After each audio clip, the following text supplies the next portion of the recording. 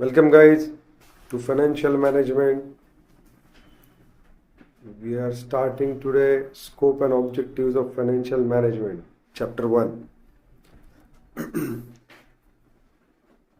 I went through the SP of 11th and 12th. I've read about SP, Secretarial Practice. There was a topic, there was subject, Secretarial Practice.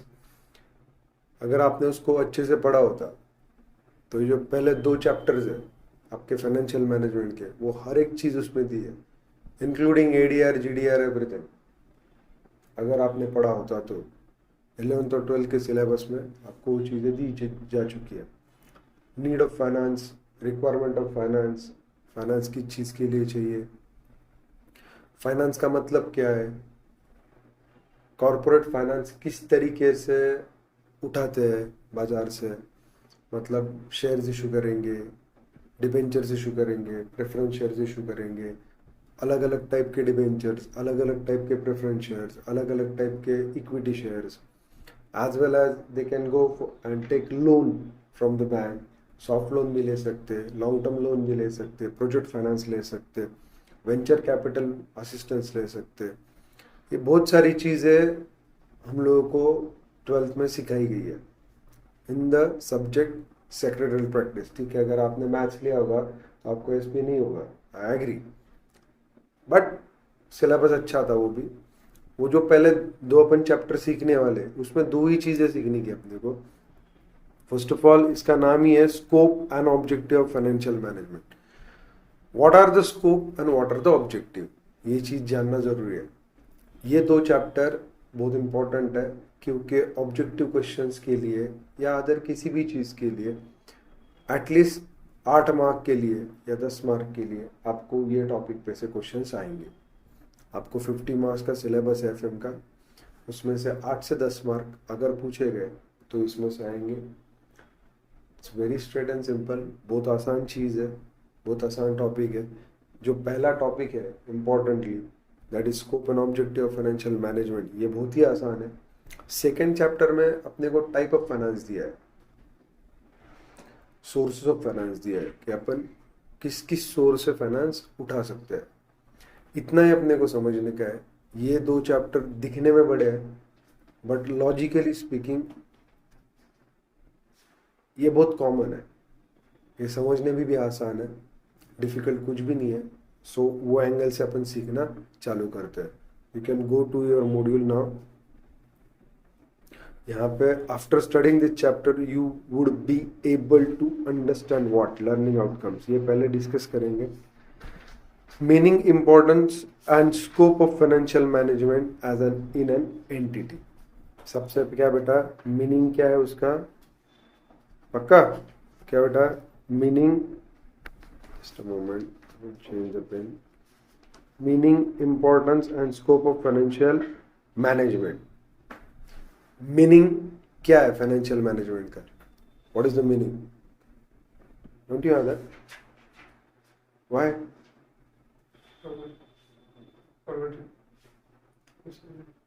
नहीं, but आपके module में है ना वो चीज. सो ये module में क्यों है, मतलब सेकंड मॉड्यूल है. ओके, आप सेकंड मॉड्यूल लेके आए, no issue. Then discuss financing decisions and functions, ये अपन सीखने वाले. इसमें सेकंड चीज क्या सीखने वाले हैं, financial decisions and functions. Objective of financial management, profit maximisation, wealth maximisation. ये कंसेप्ट सबसे ज्यादा इंपॉर्टेंट है, ये अपने को अच्छे से समझना पड़ेगा.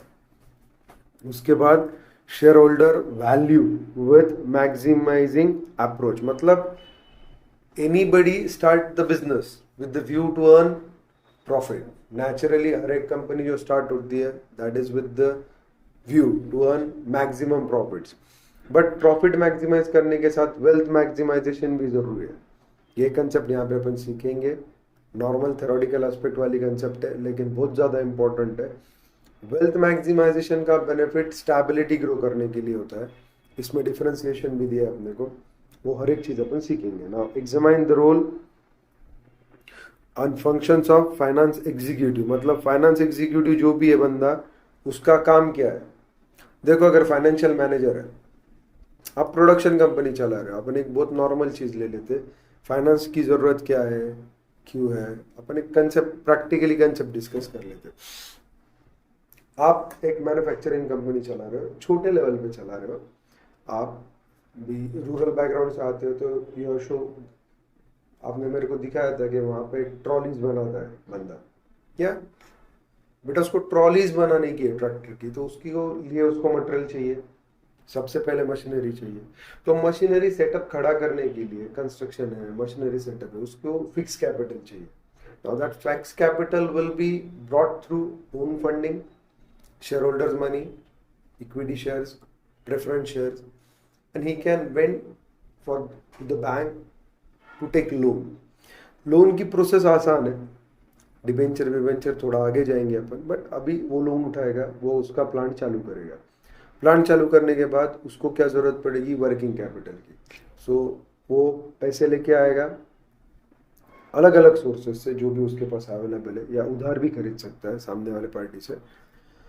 माल आएगा, उसको बनाएगा, डिस्प्ले में रखेगा, उसकी मार्केटिंग टीम काम करेगी, बेचेगा, बेचने के बाद उसका पैसा आएगा, वो पैसे से वो क्या करेगा, रिपेमेंट करेगा, लोन के रिपेमेंट करेगा, इंटरेस्ट के रिपेमेंट करेगा, खर्चे का रिपेमेंट करेगा, या जो सप्लायर से उसने माल उधार लिया है, वो सप्लायर का जो भी पेमेंट आउटस्टैंडिंग है उसका रिपेमेंट करेगा। इट्स वेरी कॉमन थिंग, कोई दिक्कत। तो उसको जो फाइनेंशियल मैनेजर है, उसका रोल क्या है कि भाई फाइनेंशियल क्रंच महसूस ना हो पाए। मतलब सप्लायर आके बैठा है और तुम्हारे पास सेल किए हुए माल का पैसा नहीं आया है उसको देने के लिए, this is a crunch situation. मतलब मेरा माल बिक चुका है, मैंने 100 ट्रॉलीज बेच दिया, उसमें से 40 ट्रॉली का पैसा आया, मैंने सप्लायर को उतना डिस्ट्रीब्यूट कर दिया, अभी बाकी के 10-12 सप्लायर मेरे छाती पे आके बैठे, बट मेरे पास पैसा नहीं है, क्यों, मैंने माल बेचा है but recovery is not there. तो ये सिचुएशन क्या है, फाइनेंशियल क्रंच की है। ये होने के बाद क्या होगा, सप्लायर मेरे को वापस उधार माल डालते टाइम 10 बार सोचेगा, क्यों, मेरा पेमेंट ऑन रेगुलर डेट और कमिटेड डेट को नहीं गया। तो फाइनेंशियल एग्जीक्यूटिव का बेसिक काम क्या है कि हर एक कमिटमेंट फॉलो होनी चाहिए। तो वो कमिटमेंट फॉलो करने के लिए उसको रिकवरी भी देखना पड़ेगा, वो रिकवरी आएगी पैसे का तो ही वो दे पाएगा। तो ये रोल है फाइनेंशियल मैनेजमेंट का। Finance is like a blood, आपके बॉडी में किसी भी पार्ट को अगर ब्लड की कमी महसूस हो तो क्या हो जाएगा बेटा, खत्म हो जाएगा वो पार्ट। वही चीज धंधे का है, धंधे में finance is like a blood. उस हिसाब से सोचो कि भाई मेरे को पूरा लाना पड़ेगा, हर एक जगह पे प्रॉपर टाइमिंग को प्रॉपर क्वांटिटी में उसको पहुंचाना पड़ेगा, तब जाके ऑर्गेनाइजेशन रन होगी। Getting my point. चलो आगे चलते हैं। Discuss the financial distress and insolvency, जो मैंने अभी बोला वो चीज डिस्ट्रेस, उसके बाद क्या आएगी, इंसॉल्वेंसी। क्यों, आपको रिकवरी कम है, देने ज्यादा है, नेचुरली आपका बजट पूरा कोलैप्स हो जाएगा, you will be under the radar of insolvency. Agency cost and its mitigation, ये अपन देखेंगे वहां पे जाके। Then agency problem and agency cost, ये सारी चीजें अपन सीखने वाले। ये आपको 2 पॉइंट इंपॉर्टेंट है, agency cost mitigation, agency problem and agency cost. ये चीजें आपके लिए नहीं है, बाकी की चीजें आपको नॉर्मली पता है। फाउंडेशन में अपना डिस्कशन हुआ है, एसपी में 12th में अपना ये डिस्कशन हुआ है, ये चीजें आपको नॉर्मली ओवरऑल पता है।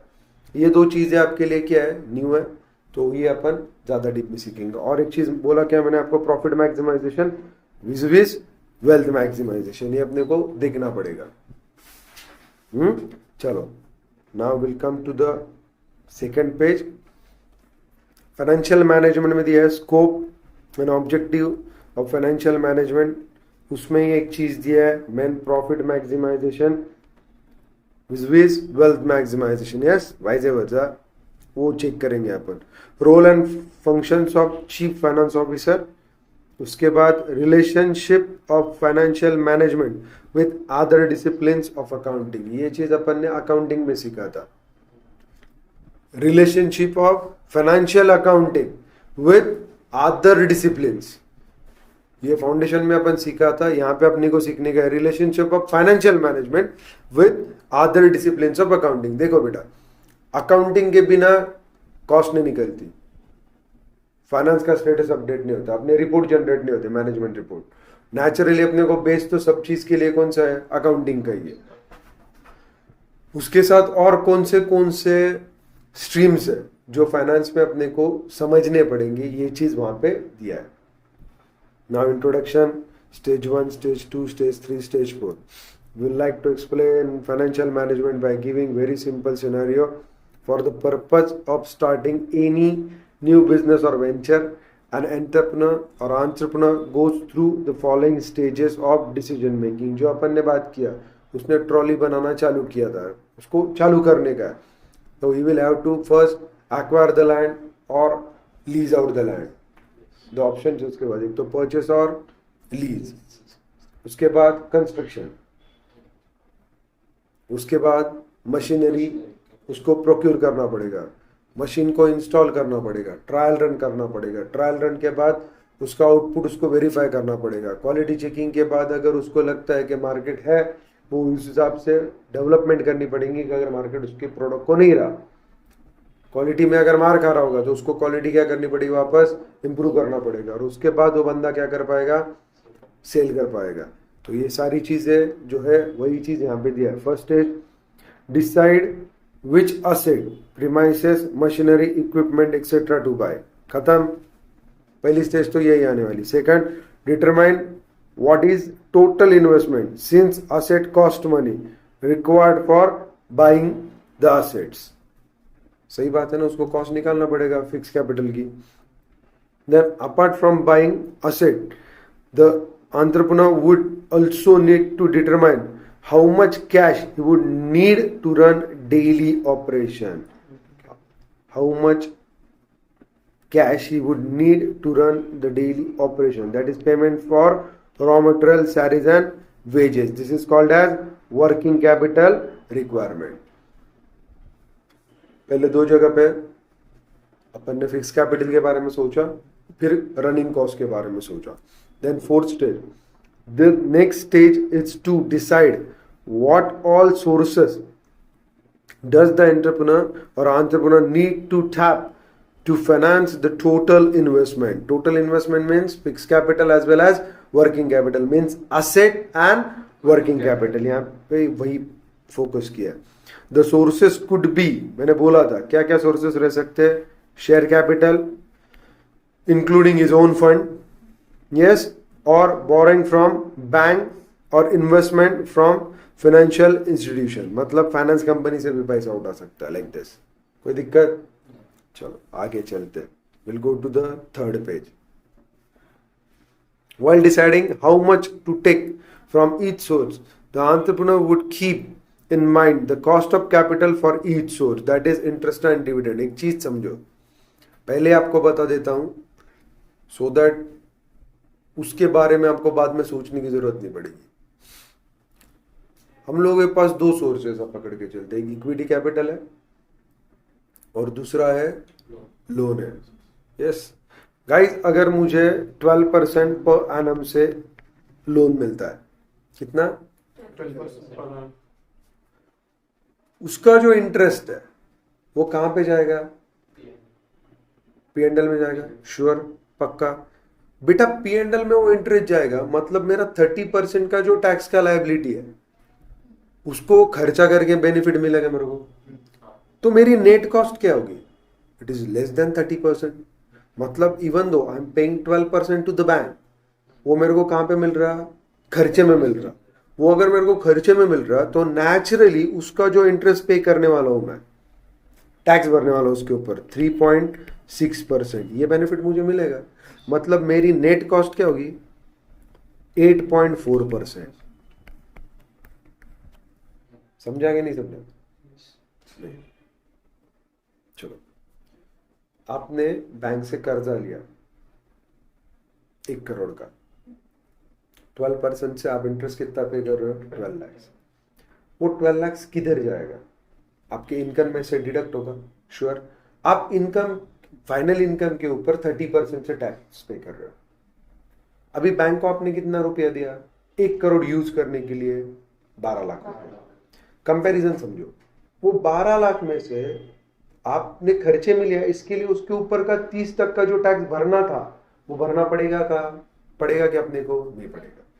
नेचुरली मेरा इनकम अगर 1 करोड़ आएगा, मैं उसके ऊपर 30% से कितना टैक्स पे कर रहा हूँ? 30 लाख। अब ये 12 लाख रुपया अगर मेरे को डिडक्शन करके मिला इंटरेस्ट का, तो मेरा प्रॉफिट कितना आएगा? 88 लाख। तो मेरा टैक्स कितने पे जाएगा? 88 लाख पे। वो 12 लाख पे मेरा टैक्स जाएगा क्या? नहीं जाएगा।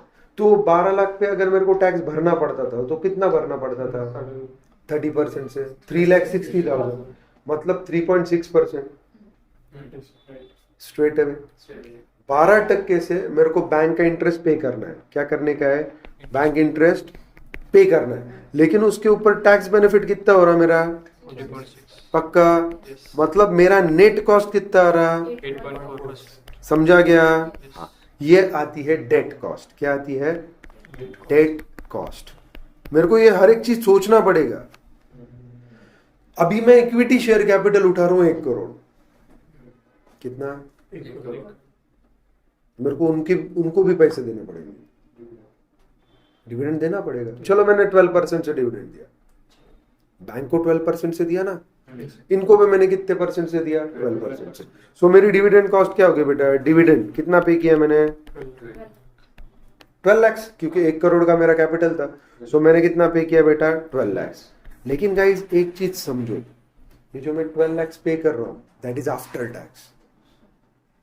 That is after tax. आप बोलोगे सर आफ्टर टैक्स? हाँ, it is after tax. 1 crore में कमाऊंगा, 30 लाख उसमें से टैक्स पे करूंगा, फिर जो 70 लाख बचेंगे उसमें से मैं 12 लाख रुपीज प्लेन दे दूंगा। क्यों? Getting my point? पक्का?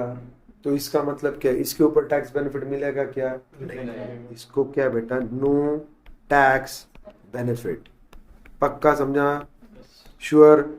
अगर मेरा टैक्स बेनिफिट नहीं है तो मेरी कॉस्ट यहां पे आ रही है 8.4% और इसकी कितनी आ रही है? प्लेन 12%। तो कंपैरेटिवली मेरे लिए चीप सोर्स क्या है? 8.4% ना। उसका नेट मेरा रेट कितना आ रहा है? 8.4%। सो मेरे लिए सबसे आसान सोर्स क्या है?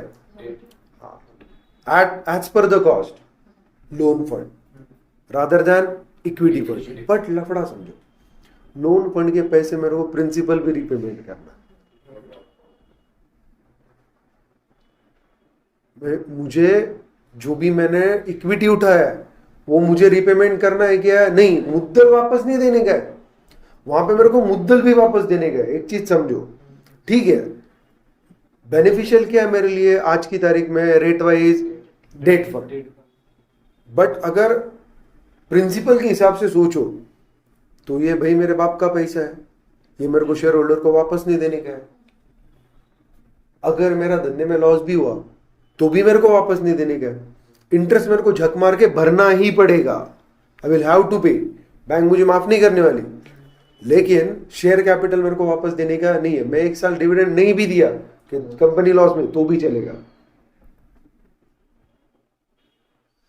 समझ रहे हो क्या? पक्का? सो ये चीज है, ये सोचना पड़ेगा कि which source is better to us. हाँ, मतलब अपनी कंपनी की लेवल क्या है, अपनी औकात क्या है, अपना रोटेशन क्या है, अपना प्रॉफिटेबिलिटी क्या है। अपन आराम से इंटरेस्ट और प्रिंसिपल रिपेमेंट कर सकते होंगे तो will go for loan fund. अगर अपने को डाउट है, रिस्क है, will go for equity capital. समझ रहे हो क्या? Naturally loan fund it will be cheaper source than equity fund, क्योंकि वहां पे टैक्स बेनिफिट मिल रहा है, यहाँ पे टैक्स बेनिफिट नहीं, it is after tax and that is before tax. But अपने को पूरा सिनारियो अंडरस्टैंड करना पड़ेगा और उस हिसाब से अपन आगे जा सकते। ये पहले ये चीज क्यों बताया? क्योंकि कॉस्ट ऑफ कैपिटल जो अपन सीखने वाले हैं उसमें यही चीज इंपॉर्टेंट है। लोन फंड की कॉस्ट अगर 12% दिख रही है तो 12% नहीं है, दैट इज 8.4। अल्टीमेट कॉस्ट क्या अपने हाथ में? 8.4। क्योंकि एक जगह पे टैक्स सेविंग हो रही है और यहाँ पे अल्टीमेट कॉस्ट क्या है 12, लेकिन कभी कभी 12% वाला भी बेनिफिशियल है क्योंकि अपने को प्रिंसिपल रिपेमेंट नहीं करने का, लेकिन उससे ईपीएस कम होने वाला है। क्यों? जितने शेयर होल्डर बढ़ेंगे उतना ही अर्निंग डिस्ट्रीब्यूट होगा। सो फाइनेंस इस हिसाब से सीखो, पक्का। चलो थर्ड पेज पे अपन है। Then while deciding how much to take from each source, the entrepreneur would keep in mind the cost of capital, जो मैंने अभी आपको बताया, for each source, that is interest and dividend. As an entrepreneur, he would like to keep the cost of capital low. Natural है अपने cost of capital low रखने का, लेकिन at what cost? धंधे को लॉक करने की नौबत नहीं आनी चाहिए ना। ओन फंड ला ही नहीं रहा बंदा, सिर्फ कर्जा उठा रहा, क्या होगा आगे चल के? जब तक उसकी कंपनी अच्छे से चलेगी वो रिपेमेंट कर पाएगा। जिस दिन सेटबैक बैठा उसका पूरा रिपेमेंट लॉक हो जाएगा। लेकिन अगर कॉम्बिनेशन में ओन फंड्स भी रहेंगे तो ओन फंड से विड्रॉ करके कुछ ना कुछ लोन रिपेमेंट करके वो टाइम पीरियड निकाल सकता है, जब तक वापस बिजनेस स्टार्ट पे नहीं आता तब तक। सो लोन फंड दिखने में दिखता है लो कॉस्ट, उसमें क्या है, cost is lowest, but that is bearing more risk. समझ रहे हो? Thus the financial management is concerned with efficient acquisition, that is financing, and allocation, that is investment in asset, working capital of fund, with an objective to make profit, that is dividend for owners. In other words, focus of financial management is to address three major financial decision areas, namely investment, financing and dividend decisions. कुछ तकलीफ है? Concept समझा? पूरा समझा? चलो, any business enterprise require money, and the three key questions being inquired, that is where to get the money from, that is financing decisions. मैंने बोला loan fund, own fund. आप इक्विटी बोलते हो, मेरे हिसाब से ओन फंड खत्म। तुम बोलोगे ओन फंड क्यों? अरे वो वापस नहीं देने गए, खत्म, एक बार आ गया, दैट इज ओन फंड। जब कंपनी क्लोज करेंगे कुछ बचा कुचा तो उनको दे देंगे। सो ओन फंड, डेट फंड खत्म। आप बोलोगे सर डेट फंड में मल्टीपल टाइप आएंगे। आप बैंक लोन ले लो, डिबेंचर ले लो, आप बॉन्ड इशू करो, टर्म लोन लो, वर्किंग कैपिटल लोन लो, कैश क्रेडिट लो, ओवरड्राफ्ट लो, आप सॉफ्ट लोन लो, या आप वेंचर कैपिटल, जो कुछ भी लेना है लो। कर्जा इज कर्जा, और own funds are own fund. It could be equity, it could be preference. पक्का? गुड। उसके बाद where to invest the money, that is investment decision. Guys, अपन पहले इन्वेस्टमेंट डिसीजन लेते हैं, उसके बाद अपन फाइनेंस के लिए जाते हैं। अरे तेरे पास कंसेप्ट ही नहीं है, आइडिया ही नहीं है, तू बोलेगा मैं पहले पैसा उठाऊंगा फिर धंधा के बारे में सोचूंगा, ऐसे नहीं चलेगा ना। हाँ, आप पहले बिजनेस के बारे में सोचोगे कि मेरे को क्या बिजनेस चालू करना है, उसके लिए क्या क्या इन्वेस्टमेंट रिक्वायर्ड है, कहाँ कहाँ पे उसकी मशीनरी है, मुझे उसके लिए ग्राउंड पे ट्रायल लेना पड़ेगा, मुझे घूमना पड़ेगा, मुझे उसके रॉ मटेरियल सप्लायर देखने पड़ेंगे, उसका सेल्स मार्केट देखना पड़ेगा, मुझे पूरा इंक्वायर करना पड़ेगा, मुझे धंधे का पूरा बिजनेस एक्यूमेंट हासिल करना पड़ेगा। उसके बाद मैं सोचूंगा कि आरओआई बेटर है कि नहीं, फिर I will go and procure the funds. मुझे दिखाना पड़ेगा ना किस चीज के लिए पैसा चाहिए मेरे को। Okay, so this is investment decision. And third, how much to distribute among the shareholder to keep them satisfied, that is dividend decision. ये मुझे पहले ही प्रोजेक्ट रिपोर्ट में तैयार करना पड़ेगा। कैपिटल बजटिंग नाम की एक कंसेप्ट अपने को इसमें सीखना है, दैट इज इन्वेस्टमेंट डिसीजन। अपने को पूरा बजट दिखाना पड़ेगा कि भाई मैं कैसे धंधा करूंगा, कितना मेरा फिक्स कॉस्ट रहेगा, मुझे किस तरीके से कैश फ्लो आएगा। उसके बाद रुपये का वैल्यूएशन क्या होता है बेटा, डाउन होते जाता है साल दर साल, उसको अपन प्रेजेंट वैल्यू फैक्टर बोलते हैं या डिस्काउंटिंग फैक्टर। उसका इम्पैक्ट मेरे कैश फ्लो पे कैसे पड़ेगा, और अल्टीमेटली मैं प्रॉफिट में रहूंगा या लॉस में रहूंगा आफ्टर कंसिडरिंग डिस्काउंटिंग फैक्टर। क्योंकि इन्वेस्टमेंट अपन आज कर रहे हैं, कमा रहे 10 साल 20 साल, मैं रोड का टेंडर लेने जा रहा हूँ, मुझे देखना पड़ेगा ना भाई, रोड का टेंडर उठा रहा हूं मैं, आज मैं लगा रहा हूं 100 करोड़, 20 साल में मेरे को 200 करोड़ मिल रहे हैं, या 10 साल में मेरे को 200 करोड़ मिल रहे हैं, लेकिन आज कितना डाल रहा हूं मैं? 100 करोड़। प्रेजेंट वैल्यू क्या है? 1। आगे चल के प्रेजेंट वैल्यू क्या हो जाएंगी बेटा? कम कम होती जाएगी। उसके बाद मेरे को रिकरिंग मेंटेनेंस भी उसका सालाना, उसको भी कॉस्ट कंसिडर करनी पड़ेगी एट दैट प्रेजेंट वैल्यू। तो मुझे पूरा कैलकुलेशन करना पड़ेगा और फिर जज करना पड़ेगा कि whether I am at benefit और आई एम एट लॉस। तो वो डिसीजन मैं उस हिसाब से लूंगा। ये अपने को पूरा प्रैक्टिकली सीखने का है। Financial management is very very crucial thing which you are going to learn, but it is very conceptual and very easy. अगर आप समझ के सीखते हो आसान है, अगर आप रट्टे के हिसाब से जाते हो खत्म। और आप रट्टे के हिसाब से ही जाते हो क्योंकि आदत पड़ चुकी है। सो आदत अपने को क्या करना पड़ेगा? ओवरकम करना पड़ेगा। Understand the concept. थ्योरी में बोर मत हो। आप थ्योरी में क्या हो जाते हो? बोर हो जाते हो। बोर मत हो। थ्योरी बहुत इंपॉर्टेंट है, वो आपको बताती है कि अपने को सीखना क्या है। Until and unless you can able to जज क्या सीखना है, आप क्या सीखोगे? आप रट्टा ही मारते बैठोगे। पक्का? चलो, मीनिंग ऑफ फाइनेंशियल मैनेजमेंट अपन ने अभी जो बात किया ना, वही फाइनेंशियल मैनेजमेंट है। इन्वेस्टमेंट डिसीजन फाइनेंशियल मैनेजमेंट है। Working capital management financial management है। मेरी cost of capital finding financial management. Cost of debt निकाल रहा हूं financial management. Overall cost of capital निकाल रहा हूं financial management decision. Working capital में क्या आएगा? Debtors management financial management. Creditors management financial management. Bill receivable payable financial management है। Stock financial management. अबे मैं रॉ मटेरियल खरीद के रख रहा हूं जो मेरे को जरूरत नहीं है, मैं मेरा फंड ब्लॉक करके रख रहा हूं, फाइनेंशियल मैनेजमेंट डिसीजन ही है। मैं ओवर प्रोडक्शन कर रहा हूं, मैं पागल हूं, मेरे को धंधा नहीं है आज, मैं रुकना चाहिए ना। जिस टाइम पे डिमांड आएगा वो हिसाब से पूरी तैयारी के साथ मैं वापस प्रोडक्शन करूंगा, नहीं तो मैं लॉक हो जाऊंगा। ये क्या है? ये फाइनेंशियल डिसीजन है। मैंने फाउंडेशन में एक एग्जांपल दिया था डिमांड सप्लाई के टाइम पे, याद है आपको? एम्बेसडर कार का। बजाज का भी एक एग्जांपल दिया था, आपको मालूम है? बजाज चेतक स्कूटर था, और प्रोडक्शन हो गया। क्यों?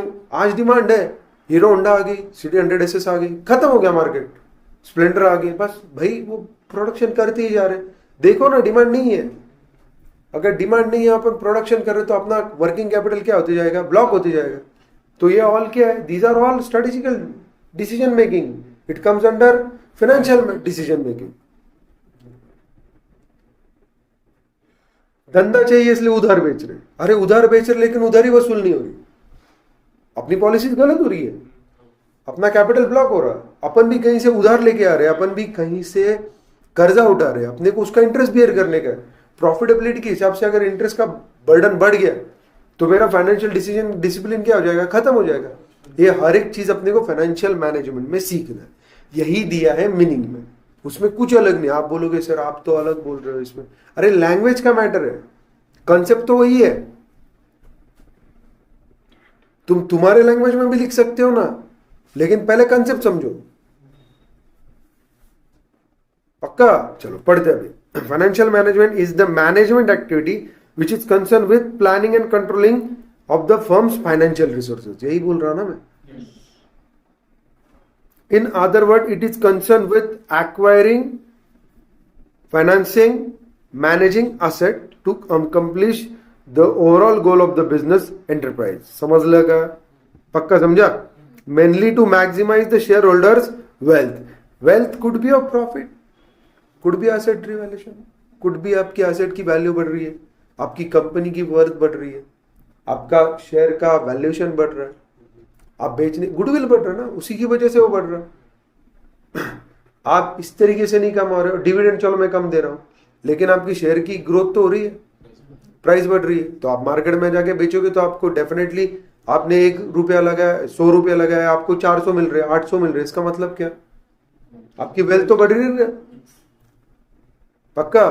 नहीं तो मैं यहां पे डिविडेंड दे रहा हूं 25 रुपया, 50 रुपया, और वहां पे आपकी जो वर्थ है वो 100 रुपए की 120 होगी, 140 होगी। पक्का?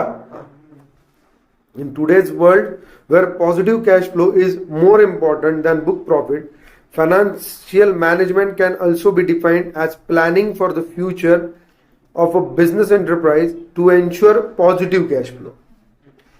Some experts also refer to the financial management as a science of money management. क्यों?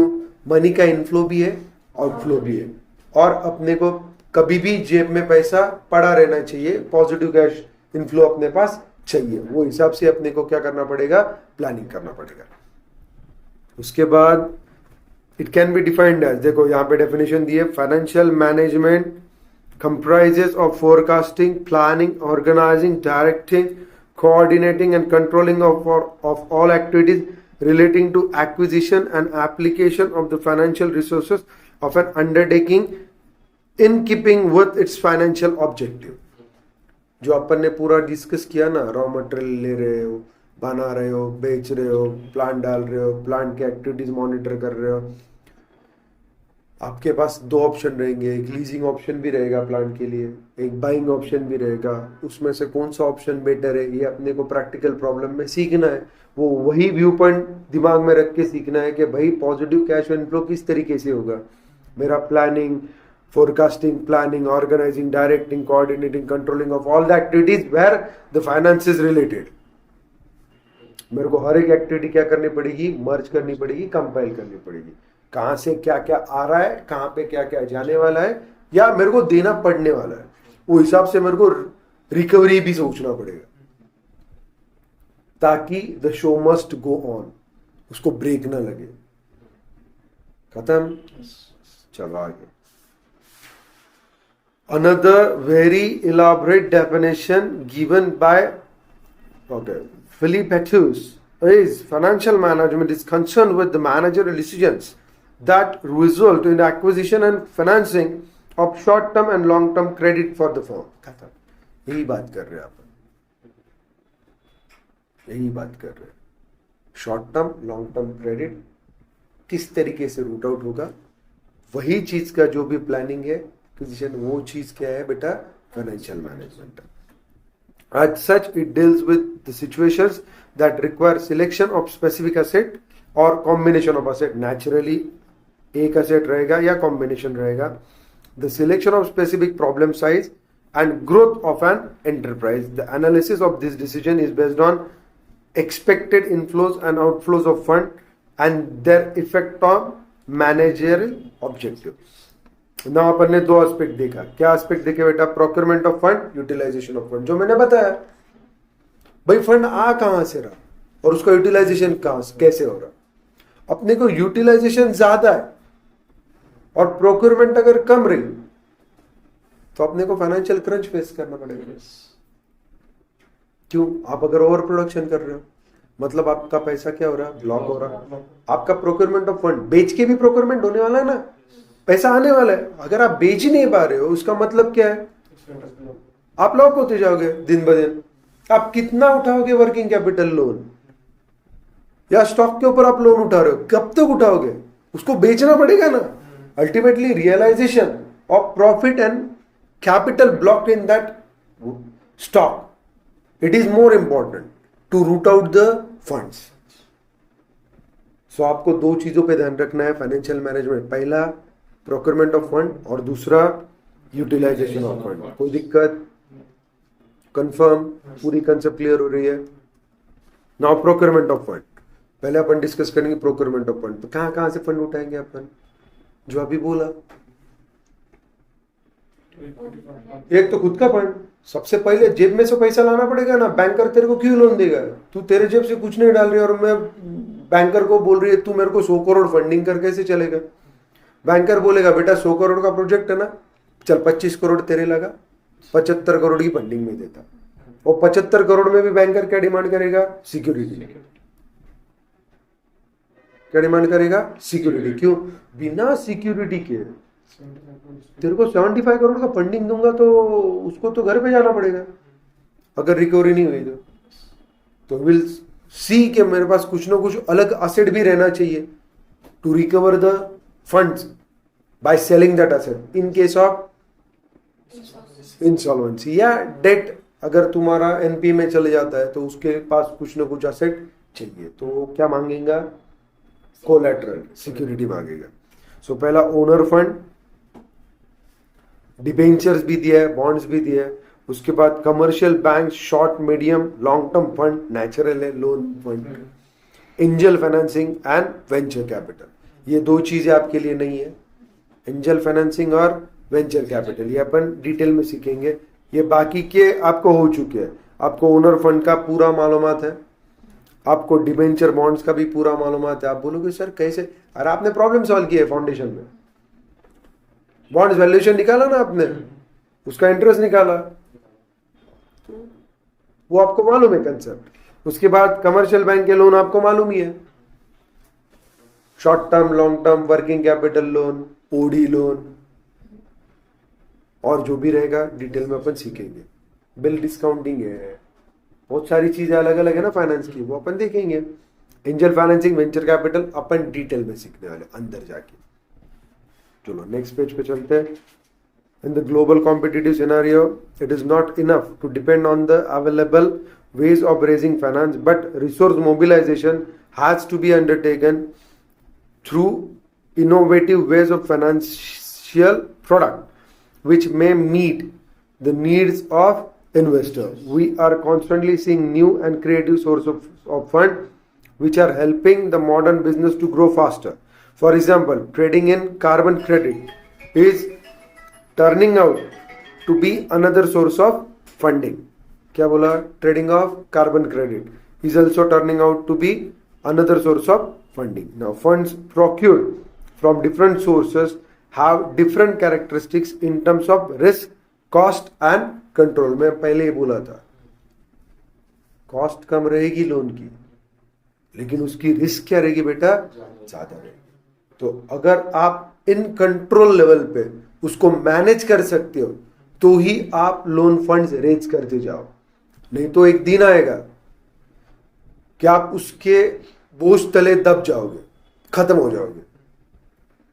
तो it should be a combination, जहां पे आप ओन फंड्स यूज कर रहे हो, लोन फंड्स यूज कर रहे हो, वो कॉम्बिनेशन आपको सेट करना पड़ेगा। सिर्फ कर्जे पे डिपेंड नहीं रह सकते, या सिर्फ ओन फंड पे डिपेंड नहीं रह सकते, क्योंकि ओन फंड पे अगर डिपेंड रहते तो कॉस्ट बहुत ज्यादा बढ़ जाती है। ओवरऑल कॉस्ट ऑफ कैपिटल क्या हो जाएगी? ज्यादा हो जाएगी। तो shareholder will not be satisfied with you. तो आपको रिस्क भी लेना पड़ेगा to reduce the cost. But risk कहां तक लेने का, कितनी लेने का, वो decision will be depending on your business analysis. सिर्फ फाइनेंशियल मैनेजर डिसीजन नहीं ले सकता बेटा, वहां पे आपको स्ट्रेटेजिकली प्लानिंग भी करनी पड़ेगी। हाँ, आपको बिजनेस एक्यूमेंट पूरा गेन करना पड़ेगा, आपको एक्सपर्ट ओपिनियन भी लेनी पड़ेगी। आप सिर्फ खुद के ऊपर नहीं चल सकते, वहां पे आपको फ्यूचर प्रोजेक्ट भी लाइन अप करने पड़ेंगे। क्यों? फ्यूचर प्रोजेक्ट्स के लिए भी फंड चाहिए। अगर आप आपकी पूरी सिक्योरिटी एक ही प्रोजेक्ट में डाल रहे हो तो अगले प्रोजेक्ट के लिए तुम्हारे पास क्या बचा? घंटा बचा? कुछ ही नहीं बचा ना। तुम आगे से पैसा कहां से लाओगे? तो आपको वो भी सोचना पड़ेगा। हाँ, तो उसी के लिए बोला है क्या बेटा? Resource mobilisation. तो आप किसी और रिसोर्स के बारे में सोच सकते हो क्या? वेंचर कैपिटल के बारे में सोच सकते हो क्या? एंजल फाइनेंसिंग सोच सकते हो। ये चीजें इसलिए आई है ताकि आप बिजनेस में फास्ट रेट से ग्रो कर सको। आज अगर आप सामने वाले को प्रॉफिट की गारंटी दे रहे हो, उसका रेट ऑफ रिटर्न दिख रहा है उसको, तो बंदा भी आपके धंधे में पैसा लगा सकता है और उसका रिपेमेंट पीरियड भी ज्यादा रख सकता है रादर देन बैंकर। देखो, बैंकर को गाइडलाइन पे चलना पड़ेगा आरबीआई के, लेकिन जो प्राइवेट इन्वेस्टर है वो उसके खुद के नॉर्म्स फॉलो कर सकता है। आज वो 5% से भी पैसे दे सकता है, आगे जब तुम्हारा धंधा बढ़ेगा तो वो 5% का 15% कर सकता है, या प्रॉफिट में 30% शेयरिंग ले सकता है। तो ये there will be different opportunities. तो वही अपने को देखना है, अपने लिए प्रॉपर अपॉर्चुनिटीज क्या है, अपन वो लेवल पे ग्रो कर रहे हैं क्या, क्योंकि अपने शेयर होल्डर को भी सेटिस्फेक्शन चाहिए ना। नहीं तो सब वही लेके जा रहा प्राइवेट फाइनेंसर, अपन भीख मांगने पे बैठे, ऐसा हो जाएगा ना।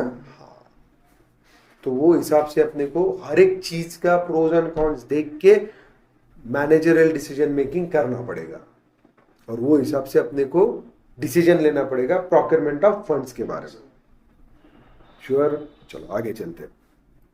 Now funds procured from different source have different characteristics जो अभी बोला मैंने in terms of risk, cost and control. The cost of the fund should be at a minimum level. For that a proper balancing of risk and control factor must be carried out. जो मैंने बोला ये अपने को सोचना पड़ेगा, ये अपने को देखना पड़ेगा, ये हर एक चीज अपने को देखना पड़ेगा. Yes or no? The cost of funds should be at the minimum level. For that a proper balancing of risk and control factor must be carried out. Another key consideration in choosing the sources of new business finance is to strike a balance between equity and debt to ensure the funding structure suits the business. ये decide हुआ ना, कर्जा कितना और खुद का fund कितना, इसका बैलेंसिंग अपने को करना पड़ेगा. बैंक मेरे को 75% देने को तैयार है, लेकिन वो मेरे लिए प्रॉफिटेबल नहीं है. मेरे को 40% ओन कैपिटल चाहिए और 60% बैंक से लिया तो ही मेरा वेंचर प्रॉफिटेबल रन होने वाला है. क्योंकि पहले 2-3 साल मेरा इनफ्लो इतना नहीं आने वाला है, तो मैं वो बैंक की कॉस्ट या बैंक का प्रिंसिपल रिपेमेंट बियर नहीं कर पाऊंगा. बाद में भी क्लियर कर सकता है, लेकिन आज नहीं कर सकता. तो आज मैं एनपी में जाने से बेहतर क्या है, मैं मेरा ओन फंड्स बढ़ाऊं, बैंकर का फंड कम रखूं, ताकि 3 साल सर्वाइवल हो सके. फिर चौथे साल से आई एम द किंग, मैं मेरे हिसाब से जा सकता हूं. तो ये एज पर बिजनेस सिनारियो है, एज पर बिजनेस रिक्वायरमेंट है. कोई दिक्कत? पक्का समझा? हर एक को समझा? श्योर. चलो आगे चलते. Let us discuss some of the sources of funds जो आपको आगे चल के डिटेल में सीखना है. यहां पे सिर्फ ओवरव्यू है. ये क्या है? ओवरव्यू है. यहां पे ये पढ़ने की भी जरूरत नहीं है आज की तारीख में. ये कंसेप्ट समझो. इक्विटी यहां पे क्यों पढ़ रहे हो? आगे चल के और डीप में जाना है ना. वैसे भी आप फाउंडेशन में भी सीख सके व्हाट इज इक्विटी. मालूम नहीं आपको? Issue of equity share capital सीखे ना आपने? सीखे कि नहीं सीखे? तो वही चीज है, बट यहां पे आपको दिया है सोर्सेस में क्या क्या. पहला कौन सा है? Equity. It could B own fund और इक्विटी शेयर कैपिटल. पढ़ सकते हो ना घर पे? यदु इसका एक ही तकलीफ है, ये ओनरशिप डाइल्यूट करता है. नंबर ऑफ शेयर होल्डर्स बढ़ेंगे तो ईपीएस क्या हो जाएगा? कम हो जाएगा. ये मैंने आपको बताया. ये चीज इसमें दिक्कत है. या ओनर्स बढ़ जाएंगे, ओनर्स बढ़ जाएंगे तो पूछने वाले बढ़ेंगे, तो डिसीजन मेकिंग में वो उनकी इन्वॉल्वमेंट बढ़ेगी. ये चीज है यहाँ पे from the ownership point of view. But it's a very safe source. क्यों? वापस नहीं देने का यार. जब कंपनी बंद होंगी तब देखेंगे. या उसको बेचने का तो थर्ड पार्टी को बेच सकते हैं, अपने को कोई लेन देन नहीं. अपने पास इक्विटी का पैसा आ गया खत्म हो गया. Okay, so it is safe source, लेकिन it dilutes the ownership. Control dilute हो रहा ना. उसके बाद डिबेंचर. डिबेंचर आपको मालूम है कंपैरेटिवली चीपर है, क्योंकि इसमें क्या है? टैक्स बेनिफिट है. देखो ये इक्विटी डेफिनेटली डिबेंचर से 2 पैसा महंगा सोर्स रहेगा, but it is risk free. क्यों? वापस देने का नहीं है. अगर लॉस हुआ तो बियर करेंगे झाक मार के, पक्का. डिबेंचर का वैसा नहीं, उसको ब्याज अपने को देना ही पड़ेगा. ऊपर से वो सिक्योर्ड रहेगा तो वो एसेट बेच के भी उसके पैसे देने पड़ेंगे मुद्दल के, पक्का. लेकिन वो चीपर सोर्स है. क्यों? डिविडेंड में टैक्स बेनिफिट नहीं है, इंटरेस्ट में क्या है? टैक्स बेनिफिट है. So it will B relatively cheaper. पढ़ने के बाद आप समझ जाओगे. यस. अगले पेज पे जाता हूं. Funding from bank. नाउ ये बहुत इंपॉर्टेंट है. आप बोलोगे क्यों सर? इसमें टाइप्स दिए बैंक से अपन कौन से नाम से क्या क्या फंड उठा सकते हैं. तो ये इंपॉर्टेंट है, पक्का. एक लेंडिंग सर्विसेज करके दिए, fund based, non fund based. Tree diagram दिया है, उसको एक बार देखते. पहला क्या बेटा? Cash credit, CC, short term finance के लिए और वर्किंग कैपिटल फाइनेंस के लिए. उसके बाद क्या बेटा? ओडी, ओवरड्राफ्ट, सीसी के above, over and above, for particular period पैसे दिए जाते हैं. उसके बाद क्या है? Term loan. This is for project finance. आप मशीनरी परचेस करते हो, पक्का. वर्किंग कैपिटल टर्म देखते. बिल परचेसेस और डिस्काउंटिंग, जो बोला बिल रिसीवेबल लिया, डिस्काउंटिंग किया, पैसा यूज करने के लिए. नॉन फंड बस में guarantee letter of credit, BG, bank guarantee या LC, letter of credit. Foreign investor है, मैं फॉरेन से परचेस कर रहा हूँ, मैं उसको क्या दूंगा? एलसी दूंगा कि भाई मेरे पैसे पड़े, माल आने के बाद अगर मेरी क्वालिटी मैच होती है, मैं कस्टम से क्लियर करवा रहा हूँ, तेरी एलसी तू क्या कर, एंडोर्स की वाली विड्रॉ कर ले, पैसे उठा ले उसमें से। बट जब तक मेरे को माल पे भरोसा नहीं है, मैं मेरी एलसी स्टॉप करवा सकता हूं।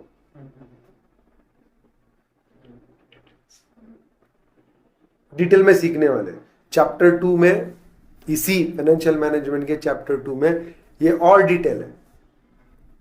बॉन्ड्स भी है, एडीआर, जीडीआर, हर एक चीज है। ओके, मैं पूरा कंसेप्चुअल दूंगा हर एक चीज को, टेंशन मत लो।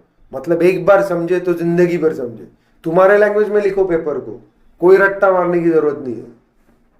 अगर आपको समझता है तो खुद की लैंग्वेज में आप खुद को रिप्रेजेंट करो ना, आपकी लैंग्वेज में इसको मैच करेगी। एग्जैक्ट यही लैंग्वेज चाहिए ऐसा है क्या? नहीं, लेकिन मीनिंग यही चाहिए। उतना केयर लो और नेचुरली आपकी लैंग्वेज इसको क्या करेगी बेटा? मैच करेगी नेचुरली, क्योंकि फ्रीक्वेंसी एक बार बैठ गई, खत्म हो गया। तो वो हिसाब से जाएंगे। पक्का? कोई दिक्कत? इंटरनेशनल फंडिंग नाम की एक चीज दी है। इंटरनेशनल फंडिंग में यहां पे दी है FDI, foreign direct investment, then FII, that is foreign institutional investor, are the two major routes for raising funds from the foreign source besides ADR, that is American Depository Receipt, and GDR, Global Depository Receipt. Obviously, the mechanism of procurement of fund has to be modified in the light of requirements of the foreign investor. वो जिस तरीके से बोलेंगे उस तरीके से अपन कुछ अलग एग्रीमेंट्स भी उनके साथ कर सकते हैं। नाउ एंजल फाइनेंसिंग, ये चीज आपको पता नहीं होगी, या पता है? पता है तो पता हो, अच्छा रहेगा। I will be happy to listen. पता है, पढ़ा है, बोल ना फिर। सुरुवातीला जे बिझनेस चालू करू राहिलो, तुम्ही बिझनेस चालू करू राहिले पण तुम्हाला कोणीच फायनान्स करीत नाही, पण तो तुमच्यावर भरोसा ठेवू राहिला, तुमचा एक मित्र आहे समजा, तो तुम्हाला फायनान्स करू राहिला लो रेट मध्ये, तो एंजल फायनान्सिंग सुरुवातीला येतो, त्याला बिझनेसवर नाही भरोसा पण तुमच्यावर भरोसा आहे, एंटरप्रेन्योरवर भरोसा आहे तो। आपके पास दिखाने के लिए कुछ नहीं है सिवाय आइडिया के। आपके पास दिखाने के लिए कुछ नहीं है सिवाय आइडिया के। अभी आपकी बैलेंस शीट पे भरोसा रख के फंड्स कौन देगा? क्योंकि है ही नहीं। तो ऐसे टाइम पे कोई भी बंदा आता है और वो आपको फाइनेंस करता है, वो आपके लिए क्या हो गया? भगवान हो गया ना, देवदूत हो गया ना, है ना? चलो पढ़ते हैं। Angel financing is a form of equity financing where an angel investor is wealthy individual who provides capital for startup or expansion in exchange of ownership equity in the company। मतलब वो आपकी कंपनी में ownership purchase कर रहा है और आपको क्या कर रहा है? उसके बदले में फंडिंग कर रहा है। आप बोलोगे सर पर वो ओनरशिप तो ले रहा है ना, तो फुकड़ थोड़ी देगा, कुछ ना कुछ तो डिमांड करेगा ना। सही बात है कि नहीं? Angel investor have idle cash available and are looking for higher rate of return than what is given by traditional investment. Typically angels, as they are known as, will invest around 25 to 60% to help a company get started. This source of finance sometimes is the last option for startup which doesn't qualify for bank funding and are too small for venture capital financing. मतलब तेरे पास idea है, तो धंधा चालू किया है, थोड़ा बहुत तेरा मार्केट जनरेट हो चुका है, but bank is not satisfied with what you are having. तो आप बैंक की कंडीशन क्वालिफाई कर रहे हो क्या? पूरी कर पा रहे हो क्या? नहीं। तो ऐसे टाइम पे आप क्या करते हो? भाई कुछ भी कर, मेरे को पैसा दे। तो बोलेगा ठीक है पैसा दूंगा, तो सिक्योरिटी क्या है? सिक्योरिटी देगी नहीं। तो रहती तो बैंक नहीं देती थी क्या? सिक्योरिटी नहीं है ना बेटा, तो मैंने तो बैंक देती थी ना। तो बंदा आपके भरोसे पे पैसा डाल रहा है, तो आपकी कंपनी में बोल 20%, 30, 40, 50 जो भी बोलेगा, आप उसको आपके शेयर्स बेचो, उसका पैसा इन्वर्ट करो, धंधा ग्रो करो। और दोनों मिलके कमाओ। क्यों? He is expecting high rate of return ना, उसी के लिए वो क्या कर रहा है, आपके कंपनी में इन्वेस्ट कर रहा है, and that will be the final source for you. क्यों? बैंक तो आपको खड़ा नहीं कर रही, निकल बोल रही है, ऐसा नो, तो उस टाइम पे आप क्या करोगे? हाँ, तो दिस इज एंजल फाइनेंसिंग, पक्का। उसके बाद क्या? वेंचर कैपिटल अपन आगे सीखेंगे। Venture capital is somewhat at large level, उसमें बाकी की चीजें भी इन्वॉल्वमेंट है, एनालिसिस है बैलेंस शीट का, आप वैल्यूएशन निकालोगे ना। आप किसी को भी अपने कंपनी में शेयर दोगे क्या? एक लेवल के बाद नहीं दोगे ना। हाँ, तो वो टाइम पे वेंचर कैपिटल कैसे काम करता है, उसके एग्रीमेंट्स कैसे बनेंगे, हर एक चीज अपन देखेंगे आगे चल के, सो डोंट वरी। अभी ये ओवरव्यू है, क्या ये? चलो आगे। Effective utilisation of fund. तो ये पैसा लिया और क्या किया? चलेगा क्या? नहीं ना, तुमने जिस चीज के लिए पैसा लिया उसी चीज के लिए इस्तेमाल करो, दैट इज इफेक्टिव यूटिलाइजेशन। उसमें भी अगर आप कॉस्ट सेविंग कर सकते हो कुछ फ्यूचर प्लानिंग के लिए, without impacting the quality of the product, तो वो हिसाब से सोचो। आउटपुट भी कम नहीं होना चाहिए, कुछ नहीं होना चाहिए, वो हिसाब से आप जाओ, कोई दिक्कत? सो इफेक्टिव यूटिलाइजेशन फंड, ये सिर्फ ओवरऑल कंसेप्ट दिया है। Utilisation for fix asset and utilisation for working capital. तो फिक्स असेट आप उसी से लो जिसका एक्सपर्टाइज है, जिससे आउटपुट निकलने वाला है, ट्रायल रन क्लियर हो रहा है, सक्सेस हो रहा है। आपके फंड्स भाई आपने बहुत जिद्दोजहद से लाए, पूरे मेहनत से लाए, खुद के फंड रहे, लोन फंड रहे, तो उसका यूटिलाइजेशन किस तरीके से होना चाहिए? प्रॉपर तरीके से। So utilisation for fix asset, यहाँ पे मेजर पोर्शन चले जा रहा है, और utilisation for working capital, day to day running के लिए आप माल ला रहे हो, रॉ मटेरियल ला रहे हो, लेबर को पेमेंट कर रहे हो, प्रोडक्शन कर रहे हो, डिस्ट्रीब्यूशन कर रहे हो, ट्रांसपोर्टेशन के खर्चे, ये सारी चीज़ों के लिए आपको वर्किंग कैपिटल की ज़रूरत है, और आपने जो पैसा लाया उसको प्रॉपरली यूटिलाइज करो। यही चीज़ इसमें दी है। मतलब सबसे इंपॉर्टेंट चीज़ क्या है? आपको रिस्पॉन्सिबिलिटी लेना पड़ेगा, efficient and responsible utilisation of fund करना पड़ेगा। आप बोलोगे यही लैंग्वेज इसमें दिया होगा, अलग कुछ नहीं होगा। Okay, you can go through it. The financial manager is also responsible for effective utilization of fund. He has to point out situation where the funds are being kept idle or where proper use of fund is not being made. तो responsible वही बंदा है ना।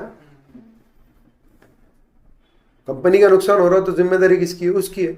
अगर plan decided timing में run नहीं हो रहा तो क्या होगा? तो इंटरेस्ट बढ़ेगा ना। पगले, आउटपुट नहीं आ रहा, बेच नहीं पा रहे, इनकम नहीं कमा रहे, और जो भी महीना 2 महीने का ब्याज है वो कौन भरेगा? तो उसकी रिस्पॉन्सिबिलिटी लेनी पड़ेगी ना। तो ये सारी चीजें क्या है? फाइनेंशियल मैनेजर को देखना पड़ेगा। चलो नीचे, evolution of financial management. Evolution 3 phases है इसकी। कितनी फेजेस है? पहली है ट्रेडिशनल फेज, दूसरी ट्रांजिशनल फेज, और तीसरी मॉडर्न फेज। ट्रेडिशनल मतलब ऑर्थोडॉक्स थिंकिंग, ट्रांजिशनल मतलब ऑर्थोडॉक्स से मॉडर्न में शिफ्ट हो रहे, और मॉडर्न फेज मतलब आज की। तीनों फेज समझने का, चलो समझते। पहली फेज क्या बेटा?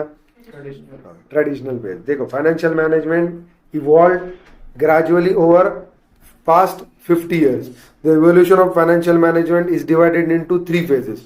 Financial management evolved as a separate field of study at the beginning of the century. The 3 stages of its evolution are the traditional phase. During this phase, the financial management was considered necessary only during the occasional events such as takeover, merger, expansion, liquidation. Also, when the taking financial decision in the organization, the needs of outsider, that is investment banker, people who lend money to the business, and other than such people to the business was kept in mind. म्हणजे 3च लोकांना बोलवलं जायचं आउटसाइडरला, एक investment banker किंवा ज्याने आपल्याला कर्ज दिलेलं आहे तो, पण एक्सपोर्ट ओपिनियन घेणं, त्याच्याकरता प्रॉपर फायनान्शियल मॅनेजर ठेवणं, ही कन्सेप्ट त्या काळामध्ये त्या लेवलला अस्तित्वात नव्हती. पुढं transitional phase. During this phase, the day-to-day problems that our financial managers faced were given importance. The general problem related to fund analysis planning control were given more attention in this phase. म्हणजे ही transition फेजमध्ये financial manager आला का फंडचं proper rotation होत नव्हतं. Owner was not able to rotate the fund. वसुली पण करा, वापरा, क्रेडिट बुक करा. हे पहा, प्रत्येक वेळेला आपला पैसा गोळा करायचा आणि वाटून टाकायचं. हे योग्य आहे का? नाही. कधी कधी उधारा पण वाढवा ना. लोकांचा पैसा फुकट वापरायला मिळत असेल तर काय वाईट आहे? Are you getting my point? नहीं समझा आपको? क्या समझा? क्रेडिट वरती माल घ्यायचा आणि कॅश मध्ये विकण्याचा.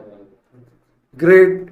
देख, कपड़े का शॉप खोला तूने, अगर तेरे को 5 महीने इसका उधारी पे सूरत से माल मिल रहा, बेंगलोर से माल मिल रहा, वो 5 तू तेरे फंड यूज ही मत कर. तू उधार माल लेके आ 5-6 लोकेशन से, दुकान में रख, बेच, प्रॉफिट भी कमा और उनका जो भी प्रिंसिपल आउटस्टैंडिंग है 3 महीने 4 महीने 5 महीने में सेटल कर दे. अगर इंस्टेंट पे करना है तो कुछ वर्किंग कैपिटल लोन्स वगैरह लेना तो इंस्टेंट पे करने रहेगा तो तेरे को लोन उठाना पड़ेगा बेटा. तेरे को उसका खुद का ब्याज भरना पड़ेगा. जान देना, वो उसका क्रेडिट पॉलिसी यूज कर रहा है. तो इसके लिए जरूरत किसकी है? फाइनेंशियल मैनेजर की है. हर बार ओनर इतना होशियार नहीं रह सकता, या उसके 10-12 बिजनेसेस रह सकते हैं. कहाँ पे ध्यान देगा वो? तो he will bring or he will appoint a qualified financial manager for this purpose, for rotation of money. Basic aim वही है ना, रोटेशन ऑफ मनी. समझ रहे हो? धंधे का मेन क्या है भाई? Sourcing the funds and utilizing the funds for 2 purposes. एक fix capital, another is working capital. Third phase क्या बेटा? Modern phase. The modern phase is still going on. क्यों? अबे तो ये चल रही ना, ये चल रही ना. खत्म कहाँ है? जिंदा है ना सब. सही बात है ना. अब तक दुनिया डूबी नहीं है, तो भाई ये चलती रहेगी, जिंदगी भर चलती रहेगी. Yes or no? The modern phase will it's still going on. The scope of financial management has greatly increased now. It is important to carry out financial analysis for the company. This analysis help in decision making.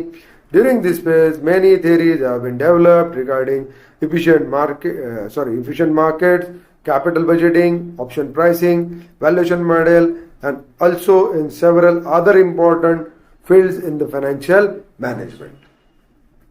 ये gross दिया है. Gross क्यों भाई? जिंदगी भर यही चलने वाला, इसलिए इसको क्या दिया है? ग्रॉस में दिया है. Okay. Now financial function, that is finance function और finance decision. The value of the firm depend on the various finance functions decision. It can be expressed as V is equal to क्या बेटा? V is equal to function of I, F and D. I is investment पक्का, F is, financing D is dividend decision. 3 ही चीजों पे finance चलता है मेरा भाई.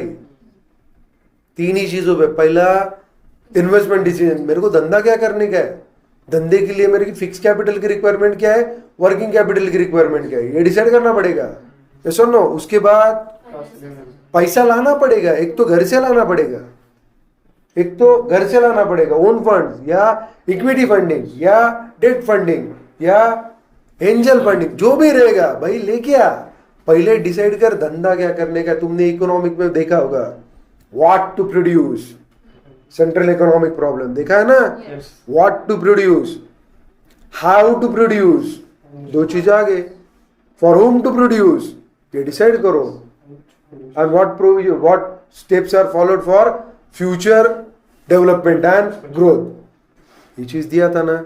यही धंधे का बेसिक उसूल है भाई. मेरे को करना क्या है, कैसे करना है, इन्वेस्टमेंट करना लाजमी रहेगा कि नहीं रहेगा, that is investment decision. Second, finance decision, मतलब मेरे को ऑप्टिमम यूटिलाइजेशन करना है, मेरे को लोएस्ट कॉस्ट पे मैक्सिमम आउटपुट ड्रॉ करना है मेरे भाई. तो लोन फंड कितना चाहिए, ओन फंड कितना चाहिए, बाकी के फंड्स क्या क्या चाहिए, ये सब चीजें मेरे को डिसाइड करनी पड़ेगी. फिक्स कैपिटल के लिए क्या, वर्किंग कैपिटल के लिए क्या, हर एक चीज मेरे को फाइनेंसिंग का डिसीजन लेना पड़ेगा. पहला इन्वेस्टमेंट का, उसके बाद फाइनेंसिंग का. ये सुन लो. और फाइनेंस कम भी नहीं पड़ना चाहिए. नहीं तो मेरे को फाइनेंस अगर कम पड़ा, धंधा चालू करते टाइम मेरे पास वर्किंग कैपिटल के पैसे नहीं रहे, डूब गया मैं, खत्म हो गया.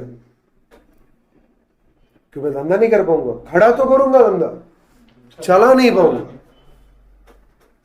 सो मेरे को पूरा सोच समझ के डिसीजन लेने पड़ेंगे। और थर्ड क्या है बेटा इसमें, दैट इज डिविडेंड डिसीजन, जो मैंने तुमको इतना डिटेल में समझाया। डिबेंचर्स को क्या दे रहे, लोन फंड को क्या दे रहे, टैक्स बेनिफिट हो रहा है। इक्विटी को टैक्स बेनिफिट हो रहा है क्या, नहीं। ऊपर से ओनरशिप भी डाइल्यूट हो रही, एंजल फंडिंग में भी ओनरशिप डाइल्यूट हो रही है ना। क्यों, वो अपना पप्पा बन के आके ही बैठने वाला, पूछने वाला भाई तू कर तो क्या है, वो पूछेगा कि नहीं पूछेगा, मेरे पैसे का क्या कर रहा है, उसको आउटपुट देना पड़ेगा टारगेटेड टाइम में। भरोसा रख रहा, उसका भरोसा जिंदा रखना चाहिए ना।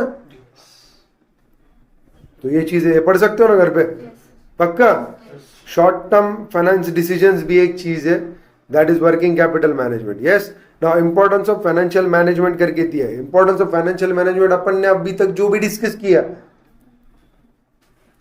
उस हिसाब से सोचो कि फाइनेंशियल मैनेजमेंट का क्या इंपॉर्टेंस है। बहुत ज्यादा इंपॉर्टेंस है यार। इन्वेस्टमेंट डिसीजन उसी के बेसिस पे होगा, फाइनेंस डिसीजन उसी के बेसिस से होगा, वर्किंग कैपिटल फाइनेंस डिसीजन उसी के बेसिस से होगा, डिविडेंड डिसीजन उसी के बेसिस पे होता, उसके बाद डेटर मैनेजमेंट उसी के बेसिस पे होगा, क्रेडिटर मैनेजमेंट उसी के बेसिस पे होगा, कैश फ्लो उसी के बेसिस पे होगा। हर एक चीज में वही चीज है। क्यों, वो ब्लड है। तुम्हारे बॉडी में जैसे ब्लड फ्लो हो रहा है उसी तरीके से धंधे में फाइनेंस का फ्लो होना चाहिए। जिस दिन तुम्हारे ब्रेन को ब्लड का सप्लाई कम गिरेगा तुमको पैरालिसिस हो जाएगा। उसी तरीके से अगर धंधे को फंड का और कैश का फ्लो कम गिर गया तो धंधा पैरालाइज हो जाएगा। उसके बाद वापस रोटेशन पे आते टाइम आपको जैसे बॉडी को टाइम लगेगा वैसे ही धंधे को भी टाइम लगेगा लाइन पे लाने के लिए। सो भाई वो फाइनेंस बहुत ज्यादा इंपॉर्टेंट है। यही चीज यहाँ पे नीचे दिया है। सबसे पहले क्या बेटा, और ये तो बहुत सारी चीजें दी यहाँ पे, ग्रेट है, पढ़ लेंगे अपन। चलो, ये तो आप बोलोगे हर एक मेरे को घर पे पढ़ने को बोल रहा है, अच्छा नहीं लगेगा ना। चलो पढ़ लेते हैं। Importance of financial management can not be overemphasise. It is indeed the key to successful business operations. Without proper administration of finance, no business enterprise can reach at its full potential for growth and success. Money is to an enterprise what oil is to engine. I will say what is blood to your body. बिना engine oil के भाई engine block हो जाएगा, वैसे बिना blood के तुम्हारी body collapse हो जाएगी, वैसे बिना फाइनेंशियल मैनेजमेंट के तुम्हारा धंधा कोलैप्स हो जाएगा। पक्का। Financial management is all about planning investment, funding the investment, monitoring the expenses against the budget, managing gains from the investment. Financial management means management of all matters related to an organization's finance. The best way to demonstrate the importance of good financial management is to describe some of the tasks that it involves. नीचे दिए जो task है वो अपने को देखने हैं, देख लो। Taking care of not to over invest in the fixed asset, मतलब खाली इंफ्रा बड़ा कर दिया या ये कर दिया, वर्किंग कैपिटल के लिए। एग्जाम्पल दे देता, तूने आइसक्रीम पार्लर चालू किया, तूने फर्नीचर में, फिक्स कैपिटल में, फ्रीज में इतना इन्वेस्टमेंट कर दिया कि तेरे फंड्स खत्म हो गए। अभी तो आइसक्रीम खरीदेगा कहां से? अंटिल अनले तेरा बेचने का क्या है तेरे को? आइसक्रीम। अभी आइसक्रीम और बेकरी प्रोडक्ट खरीदने के लिए पैसे नहीं बचे। फिक्स एसेट में ज्यादा इन्वेस्ट कर दिया तो उसका मेंटेनेंस कॉस्ट भी आएगा। मेंटेनेंस कॉस्ट भी आएगा और फिक्स एसेट विल नॉट पे यू। फिक्स एसेट में उतनी इन्वेस्टमेंट करो जितनी जरूरत है। शोबाजी के लिए फिक्स एसेट में इन्वेस्टमेंट मत करो। गाई गोठा डाल रहा तू, तेरे को खरीदने के 5 एनिमल और तू 50 एनिमल का गोठा कंस्ट्रक्ट कर रहा, पागल है ना तू? वो पैसे को भी ब्याज है ना। चल तेरे घर पे पड़े हैं पैसे, अपन मानते तेरे घर पे पड़े, उसको भी इंटरेस्ट है ना। अपॉर्चुनिटी कॉस्ट तू लॉस कर रहा, तू ब्लॉक हो रहा। तो जिस तरीके से रिक्वायरमेंट है उस तरीके से फिक्स एसेट खड़े करो, उसका ऑप्टिमम यूटिलाइजेशन करो और फिर आगे चलो। समझ रहे हो? Good. Balancing cash outflow with cash inflow, ये बहुत ज्यादा जरूरी चीज है, मैंने बोला। क्योंकि आप इनफ्लो मैनेज नहीं करोगे तो आउटफ्लो कहां से करोगे? है ही नहीं तो दोगे कहां से मेरे भाई? पहले लाना पड़ेगा. So ensuring that there is a sufficient level of short-term working capital, setting sales revenue targets that will deliver growth, increasing gross profit by setting the correct pricing for the product or services, controlling the level of general administration expenses by finding more cost-effective ways of running day-to-day business operations, and tax planning that will minimize the taxes a business has to pay. Tax चोरी नहीं करोगे आप tax planning करोगे for minimisation of tax. इसका मतलब यह नहीं कि आप 4 प्रोडक्ट दिखाएंगे, ये चीज समझो. उसके बाद scope of financial management. Scope of financial management मतलब फाइनेंशियल मैनेजमेंट में क्या क्या आता है, वो बंदा क्या क्या करेगा, स्कोप क्या है, वाइडर स्कोप. समझ रहे हो पक्का. तो ये स्कोप है. Determination of the size of the enterprises depending upon, मतलब देखो as an integral part of overall management, financial management is mainly concerned with the acquisition and use of the fund of the organization. मतलब आप जो fund procure करते हो और उसको utilise करते हो, यही फाइनेंशियल मैनेजमेंट का काम है. वो प्रॉपरली चलना चाहिए. तो उसके लिए based on the financial management Guru Ezra Solomons concept of financial management, the following aspects are taken up in detail under the study of the financial management. पहला, determination of the size of the enterprise, determination of rate of growth, determining the composition of asset of the enterprises, lease asset भी हो सकते हैं,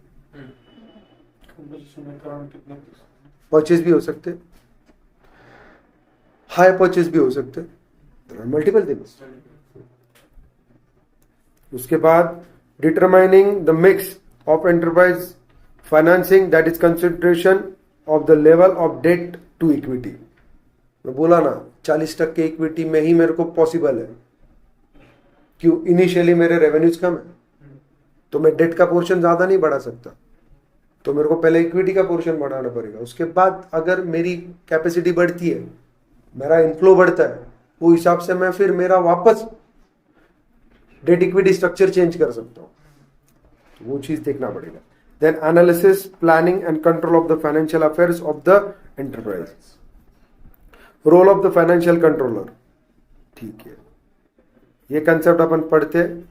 उसके बाद financial controller में नीचे दिया है maximisation of share value. Financing decision में 3 डिसीजन है. पहला फाइनेंसिंग, इन्वेस्टमेंट, डिविडेंड, जो अपन ने पहले भी डिसाइड किया देखा. देन ट्रेड ऑफ में 2 चीजें, एक रिटर्न एंड रिस्क. देखो रिस्क के साथ रिटर्न बढ़ेगा, बट आप रिस्क कहां तक बढ़ोगे, वो नीचे टेबल दिया है, ग्राफ ये ऊपर का, समझ रहे हो. तो ये चीजें है. उसके बाद ऑब्जेक्टिव ऑफ फाइनेंशियल मैनेजमेंट है. वो ऑब्जेक्टिव ऑफ फाइनेंशियल मैनेजमेंट अपन देखेंगे. सबसे पहले कंट्रोलर देखेंगे. कंट्रोलर मतलब क्या बेटा,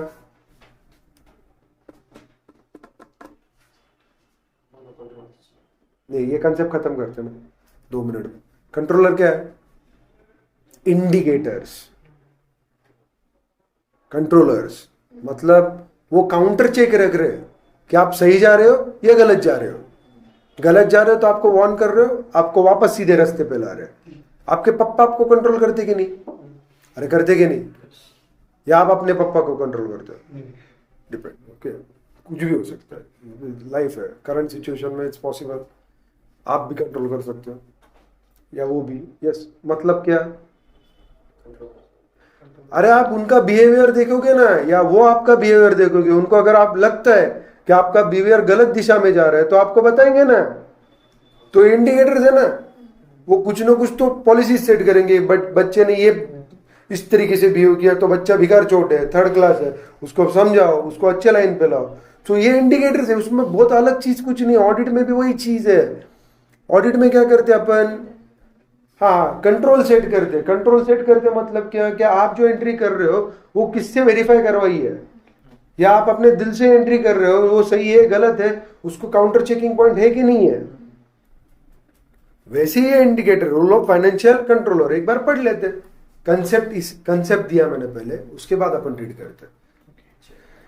Okay, the role of financial controller has undergone changes over years. Natural है भाई, धंधा बढ़ रहा है, चेंजेस हो रहे हैं. तो It will be changes over the year. Until the middle of this century, its scope was limited to the procurement of fund under major events in the life of the enterprises such as promotion, expansion, merger.